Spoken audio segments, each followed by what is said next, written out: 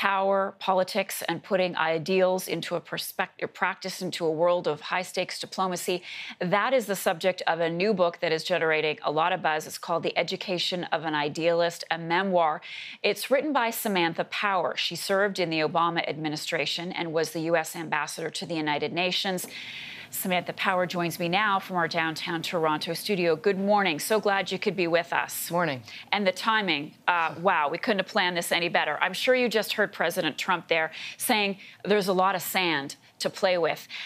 This is an area of the world, a hotspot you know well as Ukraine. We'll talk about that. And you have said in your book that diplomacy is ineffective when it comes to Syria. And now we're witnessing the fallout from President Trump's decision to pull U.S. troops out of the region. What goes through your mind as you watch this play out, as this humanitarian disaster develops? Well, obviously, when I was President Obama's UN ambassador and his human rights advisor before that, we were also dealing with a different kind of Syrian humanitarian catastrophe, one in which Assad, backed by Russia and Iran, were decimating the civilians of the country. More than 500,000 people killed so far up to this point. Russia vetoing everything we tried to do constructively on behalf of diplomacy, to try to leverage our diplomacy to bring the parties to the table. But this is a wholly different situation. This is a situation in which President Trump said to the forces that had been our ground force against ISIS. U.S. forces have not themselves been engaged in pitched battle on the ground against ISIS. It has been these Syrian Kurdish forces. And President Trump just said, sorry, thanks for your bloodshed, thanks for your sacrifice. But as he said just now, we're out of here. And the flippancy with which he refers to sand and people playing with sand, this is not about a game. This is about people's lives and the credibility of the United States. Should NATO be tougher on Turkey, Samantha? Well, it's a very good question. I mean, certainly Turkey's values have drifted steadily and increasingly, really, in the last decade under President Erdogan, away from those of the democracies that comprise NATO.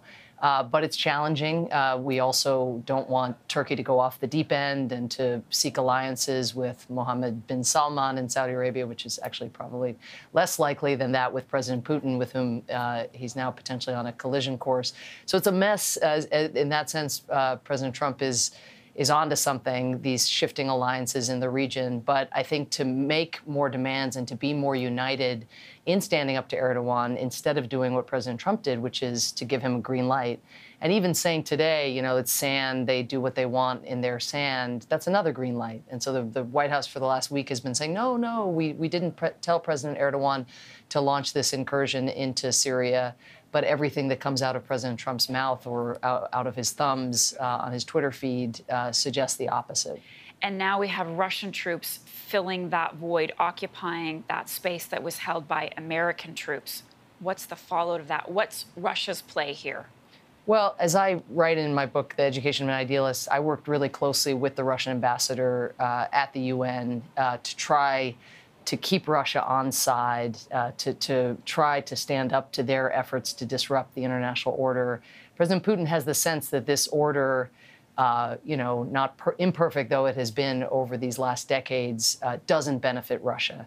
And so again and again, when he sees opportunities to thump Russia's chest, to establish even a territorial foothold in different places, whether in Ukraine or in Syria, working with the Syrian regime, he takes occasion to do so, almost to flaunt his impunity in the international system. And, you know, we built a coalition to oppose what he did in Ukraine, at least so the maps would not change and that might could not make right in terms of international law. But right now, when Russia pursues its aggressive and disruptive path, whether in Syria or anyplace else, there's almost no one really standing in their way.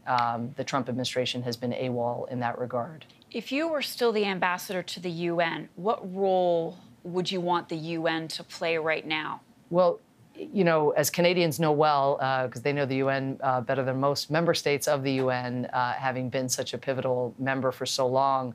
But fundamentally, the UN's effectiveness really turns on the will and the perceived interests of the powerful countries. And I really show that in my book. My book is a very personal story about being a woman in a national security world, being a mom, trying to deal with Syrian chemical weapons attacks on the one hand, trying to somehow juggle being a parent on the other. And it's all of that. But it's also about what makes the UN effective. And when Russia is in an aggressive mode, as it is now, and there is no one contesting it, when China is bullying not only the people of Hong Kong and the people, in the broader Asia-Pacific region, but also now bullying multinational corporations and trying to silence the voices of NBA general managers and so forth, when President Trump is retreating altogether, ripping up agreements where the United States has given its word in a past administration, that's not going to make for a very effective UN. So you have the Secretary General who should push